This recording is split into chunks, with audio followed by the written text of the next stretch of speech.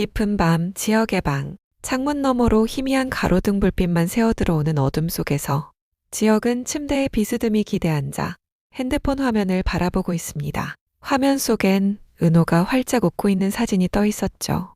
은호의 활짝 웃는 모습을 보니 또 가슴 한켠이 아려옵니다. 긴 한숨이 새어나왔습니다. 손가락으로 화면 속 은호의 얼굴을 따라 그려보던 그가 갑자기 핸드폰을 내려놓고 가슴 부분을 꽉 움켜줍니다.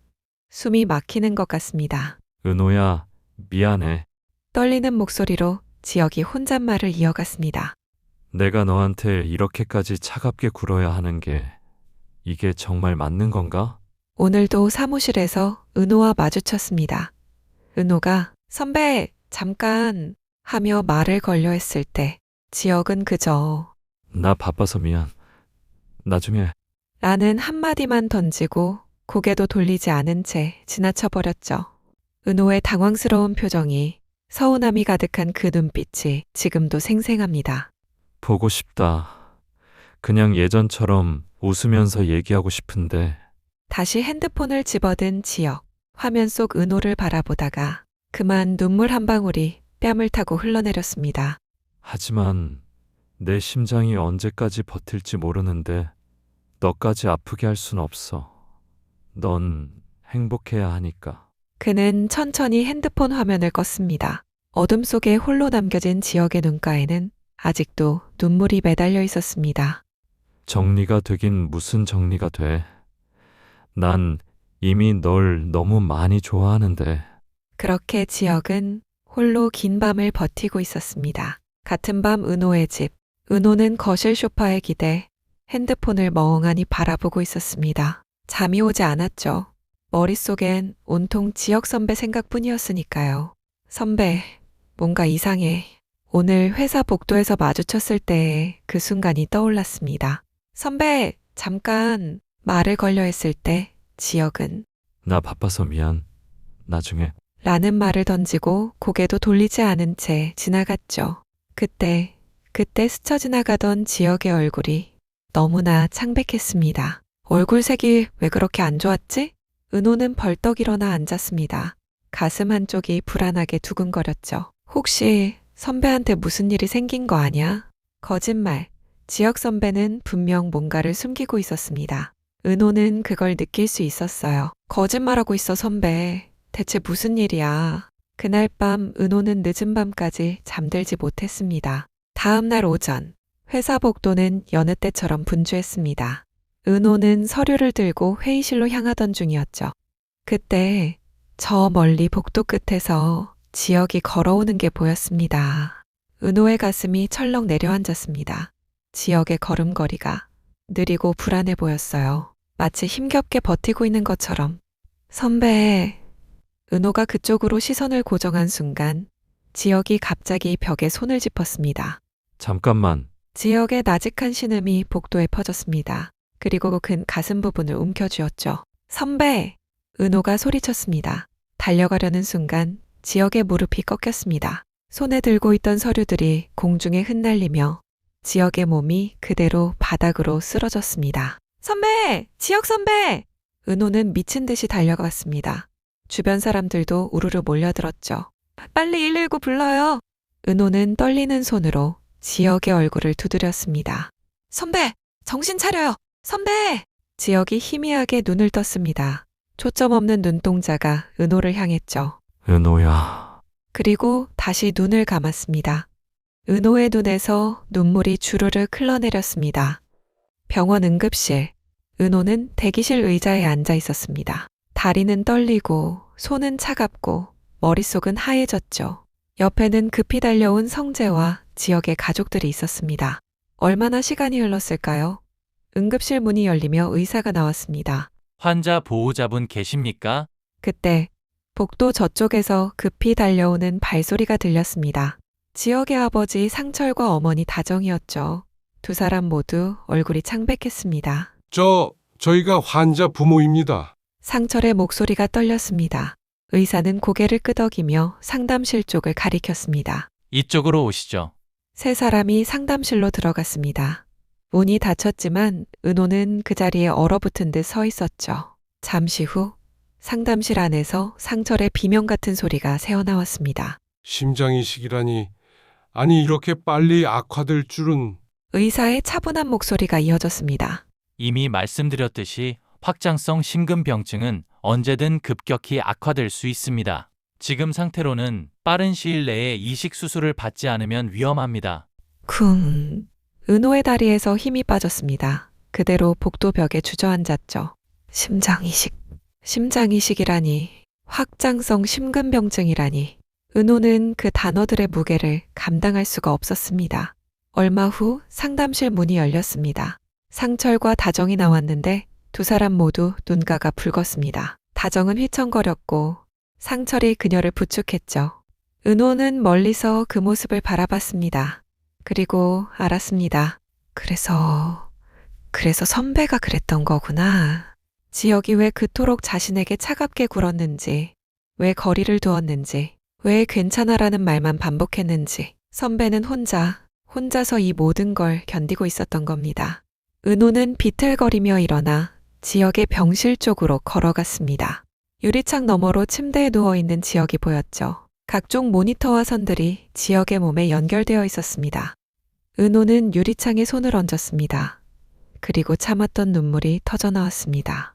선배, 바보같이 혼자 다 안고 있었구나. 유리창 너머 의식 없이 누워있는 지혁, 유리창 이쪽, 눈물을 흘리는 은호. 둘 사이에는 투명한 유리 한 장이 가로막고 있을 뿐이었지만 그 거리가 너무나 멀게 느껴졌습니다. 병원 응급실 로비. 상철은 의사와의 상담을 마치고 나와 복도 한쪽 의자에 주저앉았습니다.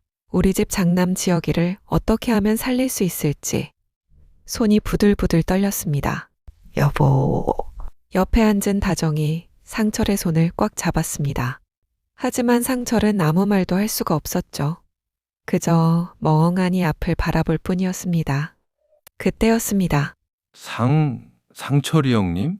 낯익은 목소리가 들려왔습니다. 상철이 고개를 들었죠. 로비 저편에서 한 남자가 이쪽을 바라보고 있었습니다. 60대 초반쯤 되어 보이는 수척한 얼굴의 남자. 상철은 그 얼굴을 보는 순간 알아봤습니다. 덕배야? 이덕배. 상철이 30년 동안 함께 다녔던 회사의 후배였습니다. 그것도 그냥 후배가 아니었죠. 덕배가 다가왔습니다.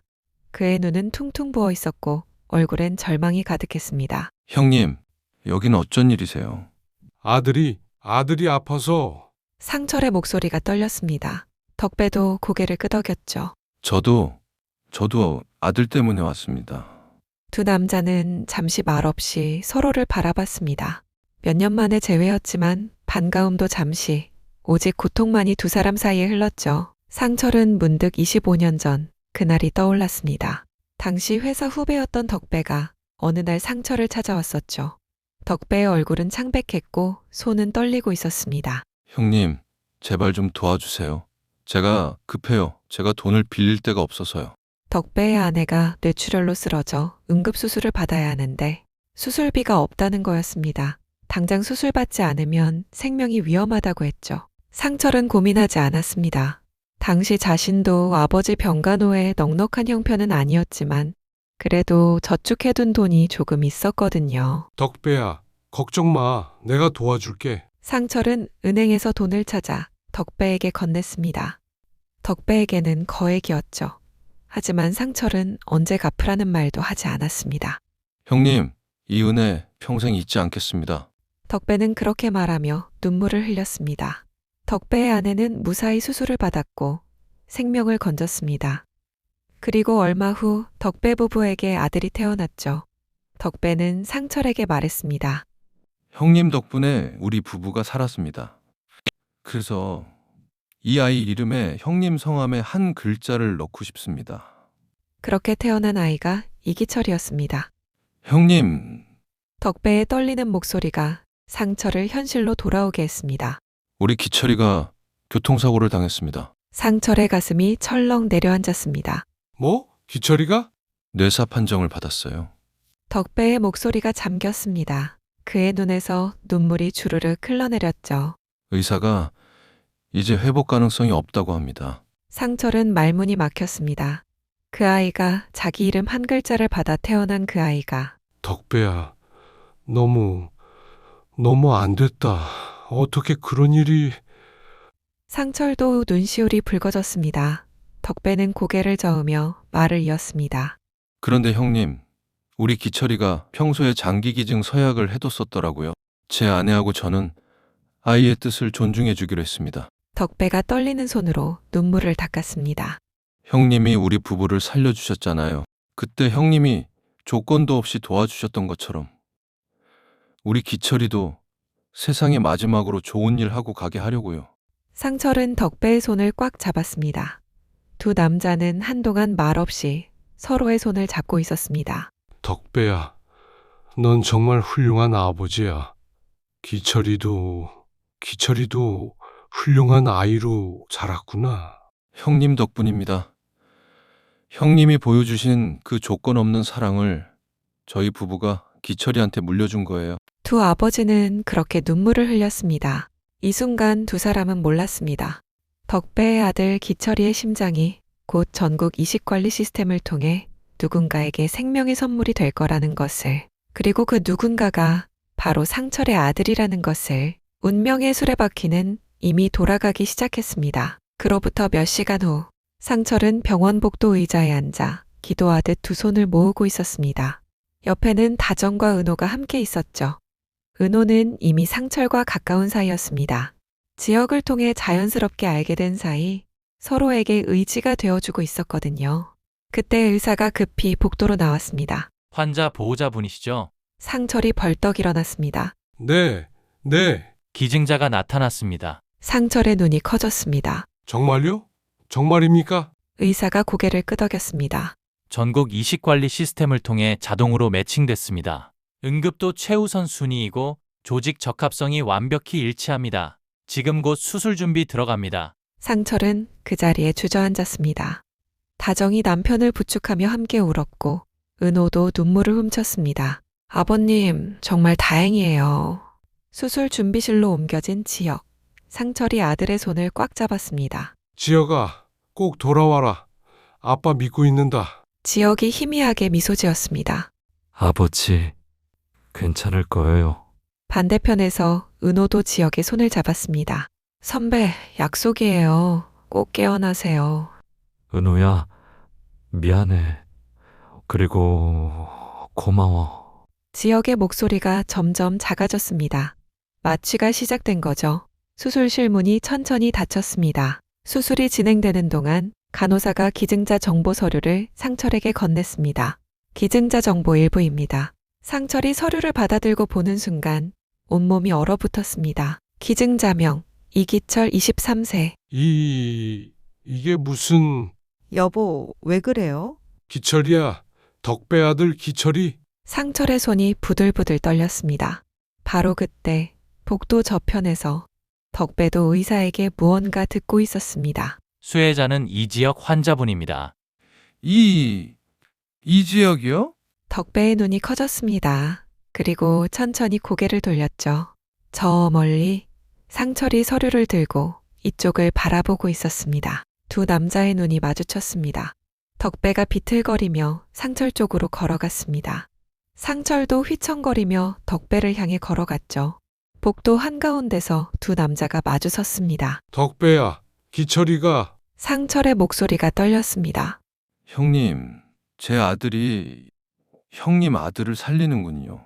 덕배의 눈에서 눈물이 주르륵 흘러내렸습니다. 미안하다. 정말 미안하다. 상철이 덕배의 손을 잡았습니다. 덕배는 고개를 저었습니다. 아니에요, 형님. 형님이 25년 전 우리 부부를 살려주셨잖아요. 조건도 없이 아무 대가도 바라지 않고. 덕배의 목소리가 떨렸습니다. 이제 우리 기철이가 형님 아들을 살립니다.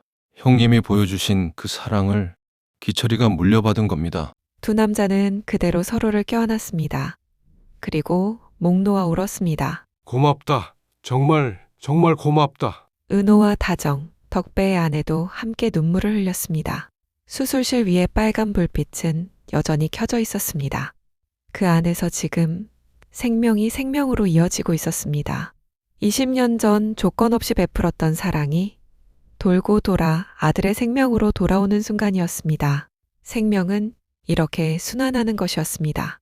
25년 전 조건 없이 베풀었던 사랑이 아들의 심장으로 돌아왔습니다. 과연 지혁은 무사히 수술을 마치고 깨어날 수 있을까요? 그리고 은호는 깨어난 지혁에게 어떤 말을 건넬까요? 다음 이야기가 궁금하시다면 구독과 좋아요 부탁드립니다. 지금까지 한입감상의 미리 보는 드라마였습니다. 함께 해주셔서 감사합니다.